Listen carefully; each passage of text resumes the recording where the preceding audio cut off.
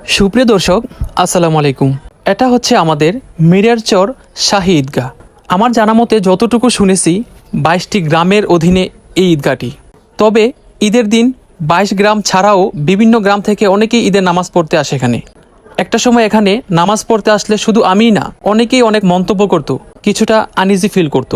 কারণ বৃষ্টি হলে অবস্থা খুবই খারাপ থাকে। তবে বৃষ্টি হলে খারাপ থাকা এটা স্বাভাবিক ব্যাপার, কিন্তু দিন ভালো থাকলেও ময়লা, বালুর কণা, তারপরেও না ছিল কাতারের কোনো চিহ্ন।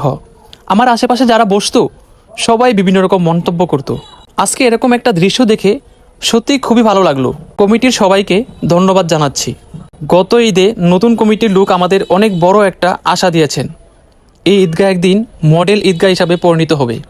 হয়তো কিছুটা সুগ্রাণ পাচ্ছি আমরা। ইনশাল্লাহ আল্লাহ কবুল করবেন।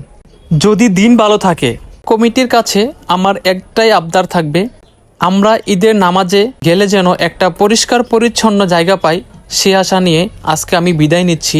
আসসালামু আলাইকুম, সবাই ভালো থাকবেন।